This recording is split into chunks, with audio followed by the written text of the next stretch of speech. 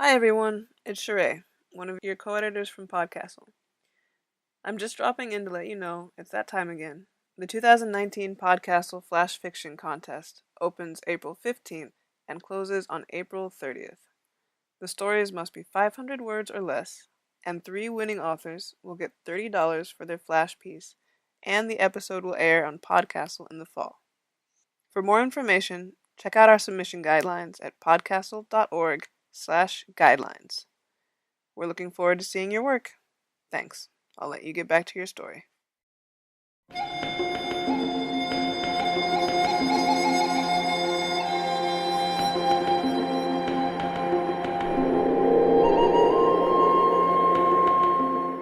PodCastle, episode 570, for April 16th, 2019. Elegy for a Slaughtered Swine, by Rafaela Faraj. Rated PG-13.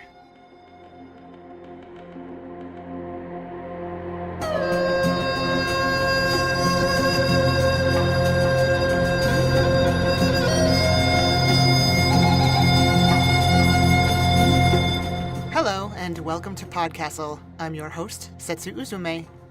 Happy Easter, everyone. As per tradition, we have a werewolf tale for you. For this week's story, the flying castle will set down in Portugal, and you might find the landscape familiar, even if it's your first time here. Elegy for a Slaughtered Swine is a PodCastle original, and was written for you by Rafaela Faraj.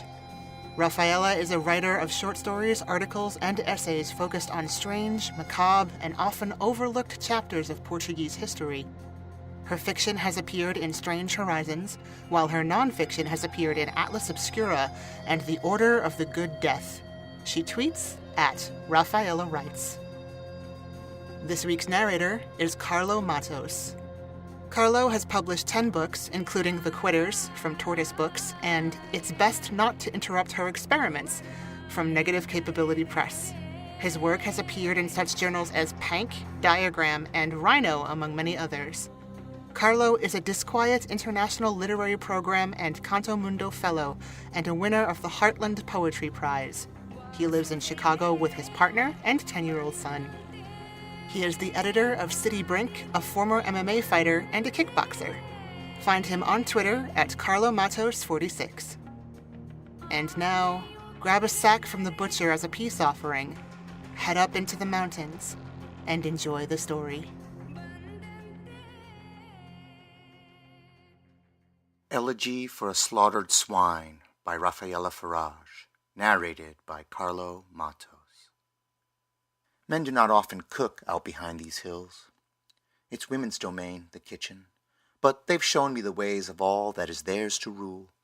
I could cook up a soup or a curse without leaving this room. The former is simple, cabbage and potato and smoked sausage and olive oil.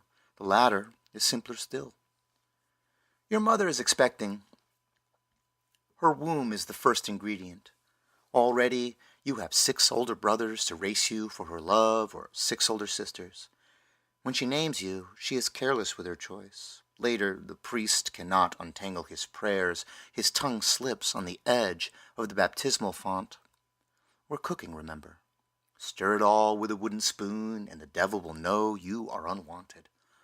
Your mother, she doesn't care for you for this mistake she's made in the marriage bed, or out behind the church with her skirts hiked up, or up on the moor wearing as little shame as sin itself. Neither does your father. They have 6 other older mouths to feed. They'll let you feed yourself, may the devil bless them. You will hunt.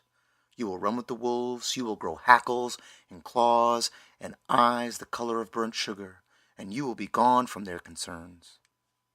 You will cross 7 cemeteries and 7 streams and 7 hills and 7 sins from your ledger every night before Sunday dawns. I was the 7th.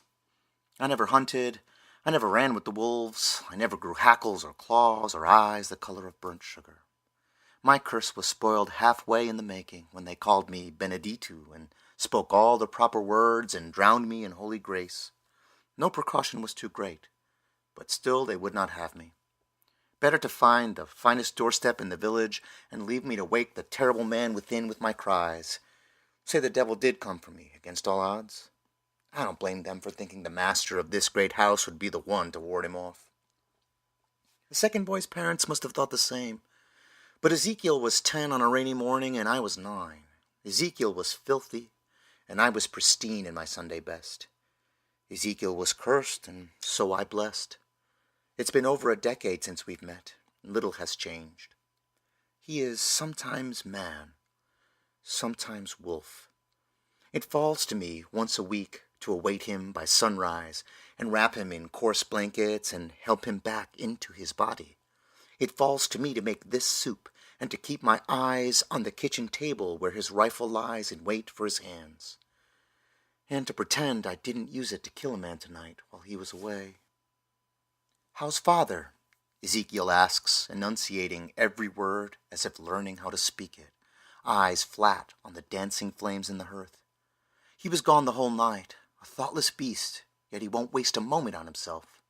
His new skin glistens on his bare shoulders. He may be raw and still unfinished, but no matter. Guilt will do that to a man. Guilt and shame and a curse for a legacy, though he just calls it fate. He lives.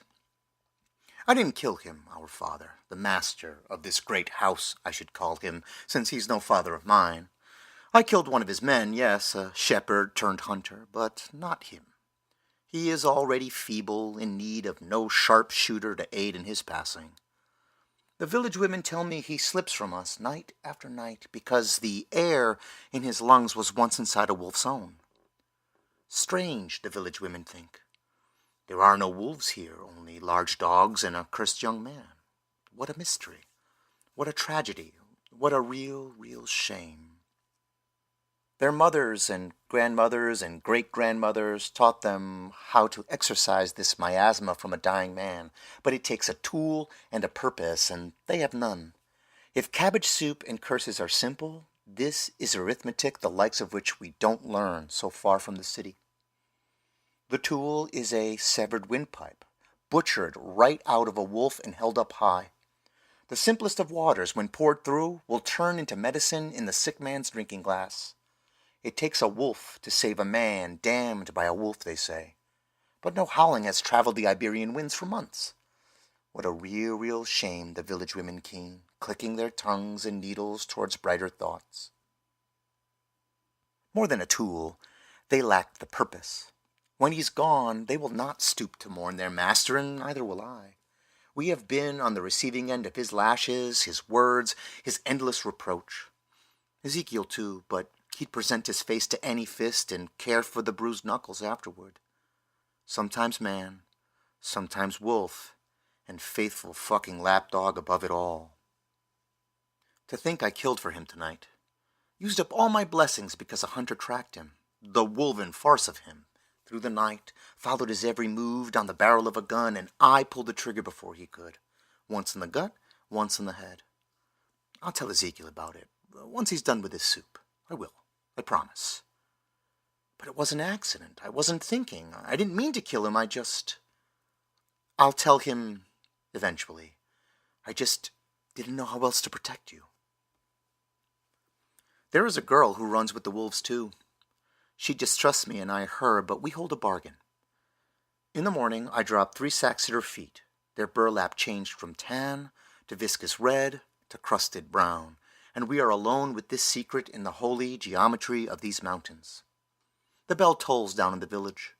The girl walks a slow circle around me, her bare feet leaving no footprints, her eyes dark as plums in the sleep-deprived emaciation of her face.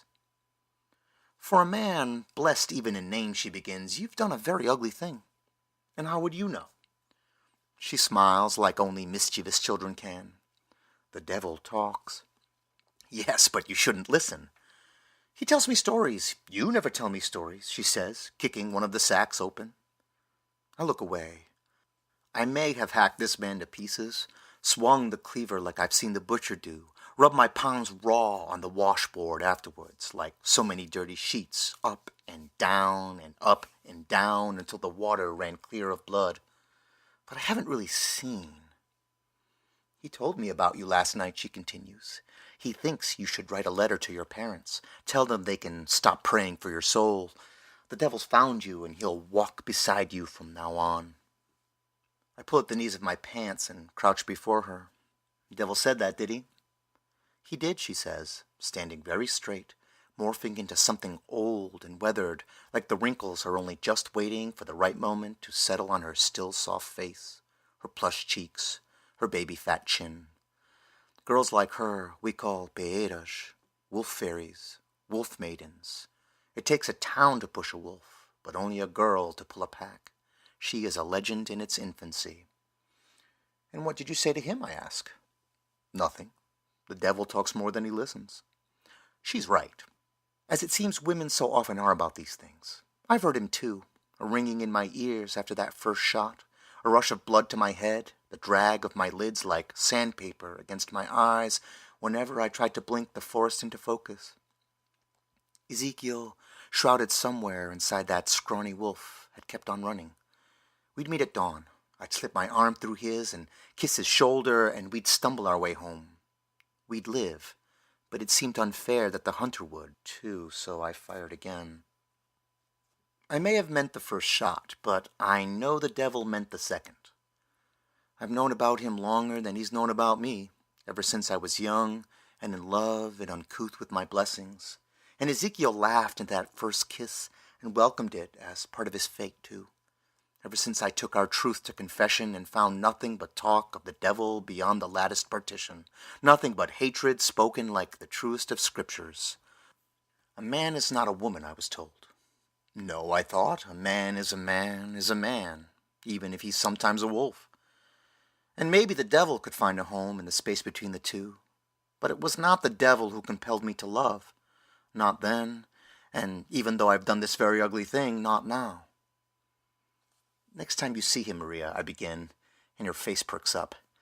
Next time you see the devil, tell him I don't care for him. Tell him he has no business with me. Tell him he has no business with any of us. The devil listens less than he talks. I flick her nose and stand up. She smiles, charming but ruinous, every yellow tooth a reminder of the forces of nature encased in this 10-year-old body, and slumps back into girlhood. Thank you for the meat. The pack will appreciate the kindness. Such is our bargain. She keeps the wolves out of the village. I keep them fed. She distrusts me, and I her. But I love Ezekiel, and she doesn't hate him, though it's likely her wolves would. We're all better off if we keep out of each other's way. Inside the house, the air is as thick as my day-old soup.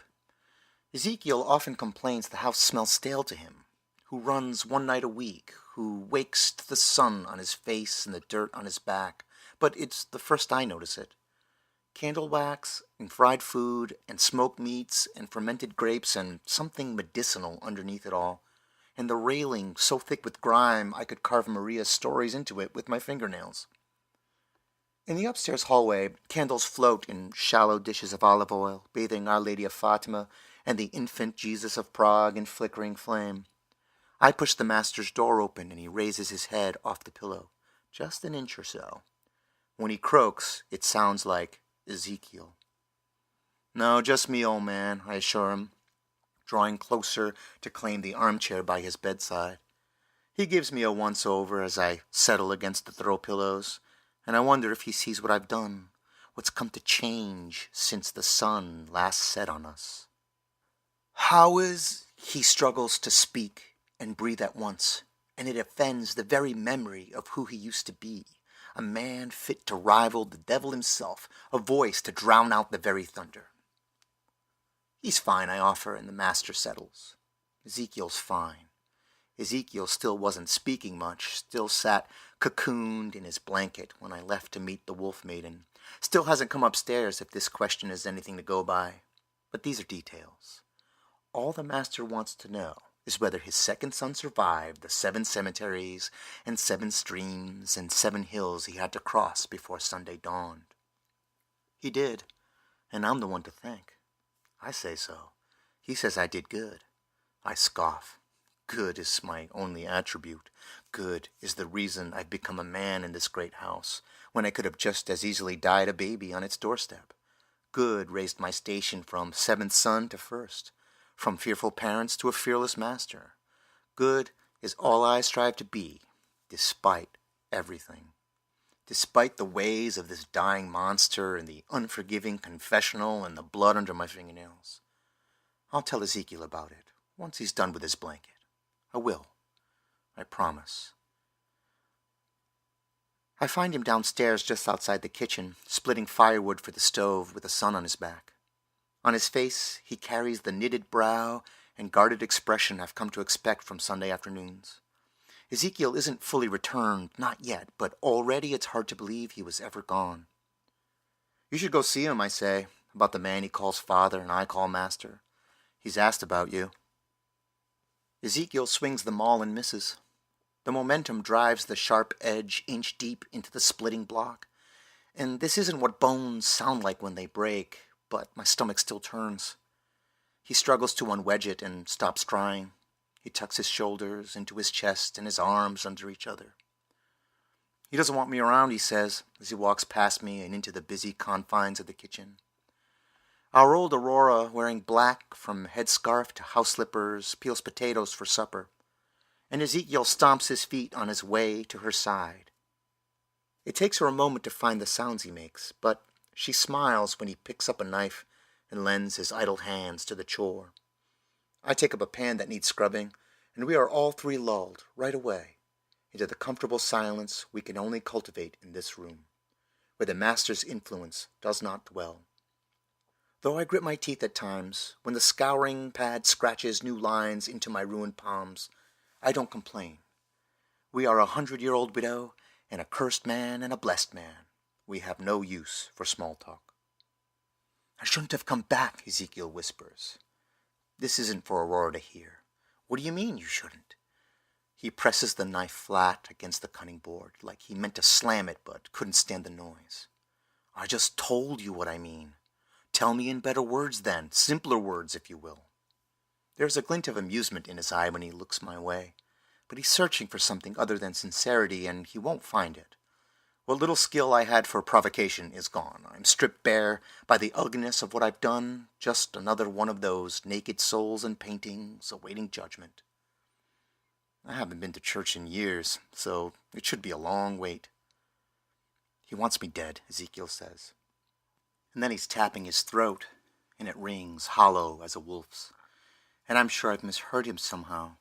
But Aurora's already crossing herself, so how much was there to hear, really? How much was there to misunderstand when his fingers have made the subject of his words so clear? The master wants him dead, for his windpipe, for the tool of his salvation. But you're not a wolf? He offers the word like a challenge, and it's a challenge I don't stand up to. In the unopposed silence that follows, he begins to pace, the weight of all that he carries settling back on his shoulders. I suppose I'm enough of one. Ezekiel, beautiful Ezekiel, who was sometimes man, sometimes wolf. Wasn't there the night Aurora told me how fates such as his can be broken? She never calls it a curse, just a fate, a fadu, etched into his life as the heart lines into our hands, and she wouldn't have told me had I not asked. It's no easy task, driving off that which can't not be. We were alone in this kitchen. I towed the line between old boy and young man, and she stood as ancient a woman as she's always been, and I told her everything. How somewhere between a kiss and a caress I'd lost track of myself, and how later, somewhere between man and wolf, I'd lost track of Ezekiel. How I'd learned no two people and no two things can be the same at once. You can't be blessed and cursed. You can't be man and wolf. And yet, if you look just right, she said, and I listened as intently as if she were teaching me to stare down the devil, not even you will be able to deny he is man and beast at once. If you look just right, young master, you will see. Make him bleed then, and he will no longer be fated to run with the wolves. How? I asked. God does not care how you bleed, so long as you do, she answered. God may not care how Ezekiel bleeds, but God and I aren't speaking, and I don't trust his messengers. I care. I cared enough to maim a man last night, and I cared enough to let the devil force my hand into the kill. Blessed as I may be, I'm done with unearthly counsel. I can guide my own hands. I charge into the dining room, where the table's set for 3 on the embroidered cloth, waiting for the master to come down for supper with his rescued sons, and I snatch the silverware as I pass through. It's caked with dust, the handle's dull from lack of polish, but it should be enough to buy us our way out of here. Put it back, love, Ezekiel says, coming up behind me. When he kisses the nape of my neck, it does seem ridiculous to be standing here, planning a great escape armed only with a butter knife. But I don't know what else to do. It's too late. I've been sent for. The master wants Ezekiel dead, and Ezekiel wants whatever the master wants.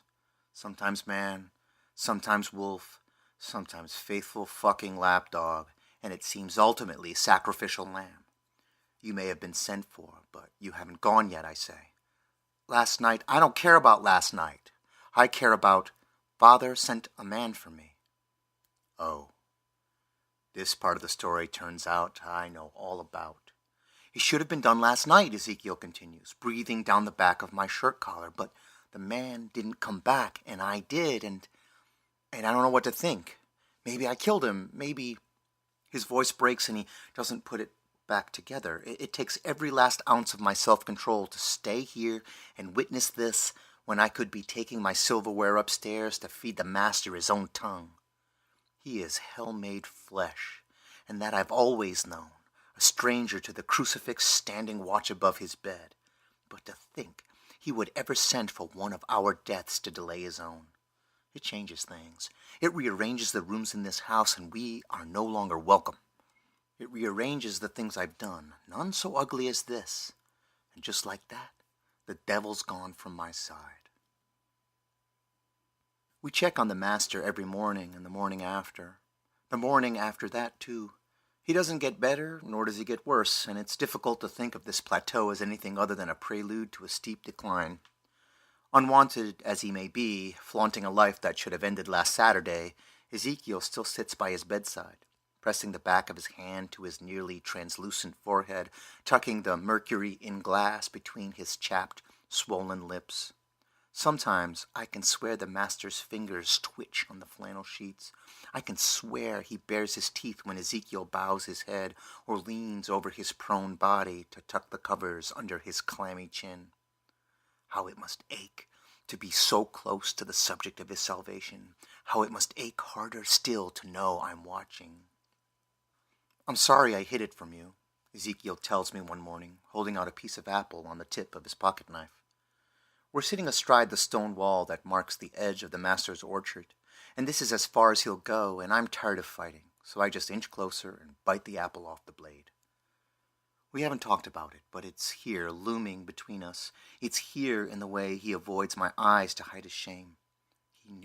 He knew about the hunter long before I did, and it's not difficult to imagine how that little council must have gathered. The master of this great house and his wolf man of an adopted son, and the hunter who would kill one to save the other. I just wanted to do the right thing, he says. All those years ago, he knew I was fated to run, but he still took me in. I thought he'd seen something of worth in me then, and this would be the time to prove it. I know, and that I can forgive. I can forgive that he would give up on us, on me. I can forgive that he would do anything for the man he calls father. Children don't chomp their way out of the womb, and dogs don't bite the hand that feeds.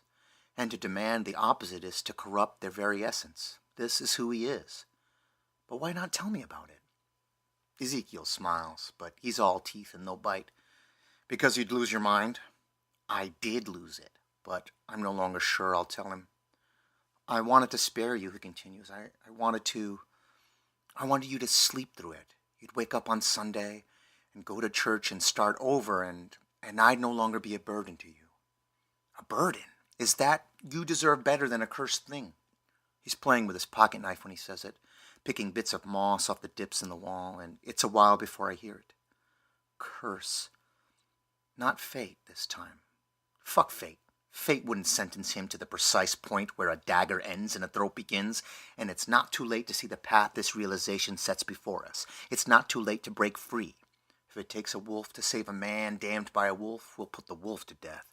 We'll break the curse. We'll relieve him of whatever value the master sees in his slaughter. We could fix you, I say. Aurora knows how. We could. It's not my choice to make. No, of course not. It's God's or the devil's, and may the dirt we stand on swallow them both. The hills are quiet this evening. The sun's about to settle among them. The farmers and shepherds have taken to their homes. It's just us and this wall and this apple tree and Maria just beyond the horizon with her wolves that never howl, lest we hear them and die for their windpipes too. And Ezekiel is a precious cursed thing, and his hair twists into spirals in the wind. And I love him past the point of butterflies. I love him through thick and thin until death do us part. It's my choice to make then. God won't slit his throat. The devil won't break his curse. But I'm a blessed man. I am the only blessed man here, and if not me, then who? I review Aurora's lesson as we walk back to the house. Look just right. Find the moment when he is man and beast at once. Make him bleed. It's simple enough, and his rifle is where he's left it, propped against the door frame. I can do this. I go to Maria first. I bring a blanket and a just-baked, still warm loaf of broa to the wolf maiden, and we sit together atop the hill. She looks through me with her big black eyes and says nothing. We are alone in the world. I need your help, I demand, more than ask, before I explain the details of my plan. I repeat Aurora's words to her, though I am clumsy with them, less respectful of their history, and she smiles at me like a priest on the receiving end of a sermon. I suppose she's heard this story before. I suppose she knows all about curses and how to break them. I need you to tell me when the moment is right, Maria. She stops as she halves the bread, the hardened crust cracking but not quite breaking under the force of her frail and now distraught hands. It'll never be right. She wraps her shawl tighter around her narrow shoulders, pulling her knees to her chest, if you do it against his will. He has none. He has some. He just won't tell you. I still haven't made my peace with the things he won't tell me, but I swallow the bile and try again. Just tell me what you want in return for your help. I don't care what it is. Just say the words and I'll find it for you. I can't do this alone. She stares at me, her teeth worrying at a shard of bread crust, and even though she needs saving too, I know she doesn't understand. She doesn't know Ezekiel. She knows of him through my words and through the howling, but she doesn't know him. She wouldn't mourn if he were to die. No, perhaps she would even rejoice, free to roam the mountains with her beasts again, a pack of glorious wanderers without a bargain to uphold. I want stories. Maria, please, be serious. I want you to come visit more often. The devil's loud when I'm all alone, she says, wound tight around herself, her wolves circling just beyond the edge of my vision. But you could speak over him if you tried. It baffles me that she can ask for so little and so much at once. In the end, I tell Ezekiel to forego the master's hunters. I will do it. I tell him that if he is my burden, I will carry him to the end. Get me a gun and a knife, and before Sunday dawns, you'll be but a butterflied dead wolf, throat slashed open, short a life-saving windpipe. He kisses me, hands tight on my neck, and I wonder if he believes me at all, if he hopes I'll place my scarring hands on him just like this and rip out his throat, bleed him for a man I hate, and live in peace afterwards. I wonder if he trusts me so little, or so much. We walk the cobblestones together as the village sleeps behind lace curtains through the longest night of the week. Down by the crossroads, Ezekiel slips out of his cloak, shivering as he kneels on it and waits, like always, for the devil to come and claim him. I join him on the ground, taking his fingers between mine, and look for a girl breaking curfew. You know, Ezekiel says, I think it was God's hand that saved me. Last time from the hunter? Maybe we were fated to end up here. Maybe it wouldn't be right if you weren't the one to do it. I say nothing. Let him think it was God's hand on his rifle. Let him think it was God's hand quartering a man and feeding him to the wolves. I'll be whoever he needs for as long as he needs it. There's Maria now, crouching tiny between a lone cart and a stone wall. You should let go, Ezekiel warns, his head falling forward as a shiver runs through him, pulls his muscles into a tight coil. It's starting. Out of habit, I do let go, and Ezekiel doesn't fight the fall when his bare arms meet the ground. It's a new moon, the sky coal black but clear, the stars bright and distant. I raise the rifle, his rifle, the tool of this betrayal. All I have to do is shoot, make him bleed in the precisely right moment, and he'll no longer be cursed. God does not care how you bleed, so long as you do. Tell me when, I speak into the night. But girl slips from behind the cart to come stand at my side. Ezekiel convulses, and I force myself to look on past the point of luridness. It's akin to something I saw once, parasitic wasps devouring a caterpillar from the inside out, slithering under its gelatinous skin, maneuvering their diseased host to their will. This wolf, too, is a parasite, crawling its way out of a rib cage too large for its body, clawing at skin yet unbroken, an animal moving inside a human suit, adjusting the seams to its form. I keep my finger steady on the trigger. This is not its body to claim. Now, she whispers. The thing is now clearly wolf-shaped, but bare, tailless, a naked dog displaying its belly for rubs. Grotesque. Now, or you won't get another chance. I keep my finger steady on the trigger. The thing rolls onto all four legs, testing them out, learning to walk as fur sprouts from its skin. When it turns to face us, the sound is that of sharp new claws on ancient cobblestones. When it licks its lips, when it shakes its head and watches us both with curious brown eyes, the stance is that of a soulless husk, nothing left of the man I love. The moment is gone. She rests a cold, dirty hand on my wrist. The wolf, as if awaiting word from its queen, walks away into the night. Ezekiel is gone. I lower the rifle, and he is still cursed, still a wolf, still vulnerable, still of worth to those interested in curing the master of this great house. Watch over him, I tell her. Then I run. I run, certainly not with the wolves, but just like them. I run towards the great house and up against the front door, which I struggle to unlock. I vault the steps of the main staircase and try to slip down the hallway without disturbing the perpetual candles, but they've been snuffed out. I do not think we would need them anymore, young master, Aurora says as she shuffles past me, her voice made uneven by age and faulty hearing. What a tragedy. What a real shame. I push the master's door open. It's so quiet the fire itself has dozed off, just embers left to warm the dying man, but he is awake. He struggles to sit upright, but words are lost to the froth on his lips, and I'm sure if he has indeed asked Ezekiel for his life, if he has indeed placed his final shot in the hands of a cursed no son of his but lover of mine, he won't be able to confirm it. I'm sure this time he won't recover. Settle down, old man, it's just me. He blinks, slowly, with intention. I take it as encouragement to continue, but I remain quiet, clutching a checkered throw pillow. Why did I even wait for his signal? What is there left to fear if I speak out of turn? What, pray tell, when he lies supine and I stand so very tall? What am I trying to say to him anyway? That my purposes are noble? That I'm blessed? That I'm doing the right thing? That I killed his hunter? That I tried but failed to break his son's curse? That we all knew this day would come? I'm really sorry for this, I say instead. Please.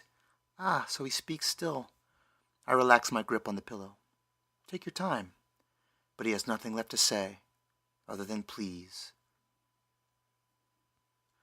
I replace the pillow. I fix my hair, fix my face, fix the sheets, fix the dead man's eyelids, rekindle the fire. I pack my things, though they are few. Ezekiel's too, fewer still. I dump the silverware into a suitcase, then a children's book. Let us cross 7 cemeteries and 7 streams and 7 hills and 7 sins from our ledger before tomorrow dawns.